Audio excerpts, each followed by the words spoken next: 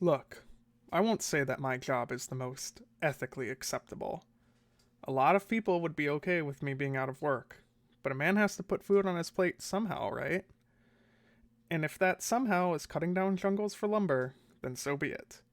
The Amazon jungle, specifically. I know, I know. Bastion of life, lungs of the world, home to a billion different species or whatever, but I didn't care about any of that. My job was to survey the area, bring back a report on how it looked to the boss so he could tell his crew what trees to cut, and then I got to go home and eat some shitty food and watch TV. Pretty much every job in existence. Get up, do the work, go home, on and on for 60 years, and then maybe you will get to retire and sit around at home doing nothing until you die one day. Yep, I was down for that plan. It sounded pretty good to me. Until the flesh tubes. I didn't do the surveying alone, of course. That would be insane. It was a small crew, me a part of it, and we tended to move in pairs. Buddy system, you know how it is. Don't want anyone getting lost. That might cost the company profits. Wow, am I being bitter right now? Then again, it wasn't exactly the lap of luxury. You're allowed to complain about your job. That's not against the law. Right. Anyway, the survey. It started off like any other check. See how the plant growth looks, see what height the general tree population was, check for animals, clear out said animals, yada yada. Actually, most of the animals ran away long before I got there. The sound of the machines at the areas we were already harvesting usually scared them away. So, mostly plant surveying. My buddy was checking out on the other side of our zone, seeing what was up. He was. Fuck. I don't remember his name. That's messed up. It's not like it was our first time working together, or even our fifth, but I am drawing a complete blank. I know I must have heard it at least once, when we were first introduced, but I don't think I have ever said it out loud a single time. Wow. That's really shitty of me. I was never great with names, but he was always friendly and I couldn't even be bothered to remember his name. Wow. Anyway, right, where was I? Right, the surveying. He was on the other side of our zone when he called out to me to come check this out. Never a good thing to hear. It almost always means that there's some giant rock, or uncharted river, or some other thing that obstructs business. This is what I assumed it was going to be, until I finally finished the long trek over to where he was, and saw it as I crested the small hill he stood on. Or rather, them. Giant tubes of flesh coming out of the ground. Like trees, sort of. They just came up, right out of the dirt. Red and pink and viney and slimy. These big tubes that went up straight to the tree line. There were around 5 of them, maybe more. I can't remember exactly. What I do remember is that they pulsated really heavily. It would start at the dirt base and travel upwards. These bulges of air that would rise up and up till they reached the top, and then it would all be expelled in a big puff, like big lungs or something. And it made these really strange sounds, too. This sort of panting, like a dog after a really long run. Except the dog is 40 feet tall and skinless and covered in slime. Maybe not actually that much like a dog. Noticeably, there was very little plant life around the base of the tubes, just a few scraggly weeds. We just sort of stood there for a minute, taking it all in. There was nothing about something like this in the employee handbook, I'll tell you that much. Finally, my zone buddy asked me what we should do, like I had the answers. After a long moment, I was going to say we should report this back to the boss. But then the wind changed, just a little bit, and something incredible happened. We were hit by the smell of the tubes.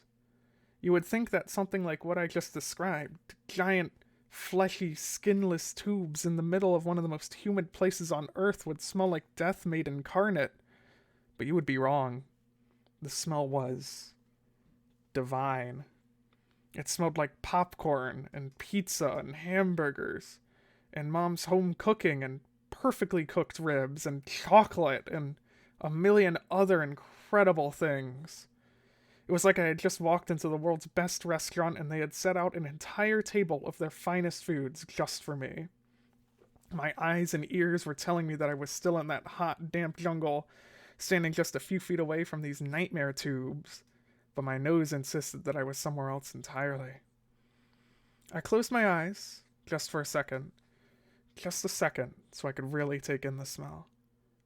I know how insane that sounds, but you have to understand, this was the best thing I have ever smelled, and probably will ever smell in my entire life. I couldn't help myself.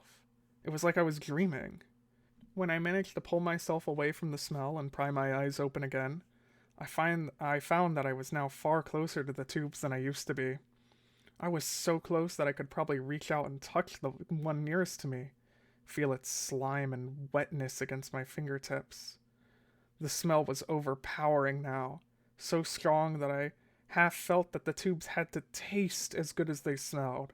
It would be almost impossible for them not to. I started to reach out to grab one, pull away part of its amazing smelling meat and eat it, but something stopped me. I noticed something that saved my life. Trapped in the slime of the meat tubes, all up and down its body, were insects. Mosquitoes, butterflies, a million different types of beetles, even some larger creatures like scorpions and even a snake. All of them trapped against the flesh of the tube, staring out with blank, dead eyes underneath a film of clear slime. It was enough to shock me back into normality and to quickly step away from the strange objects. I turned to warn my buddy, but I saw that it was already too late.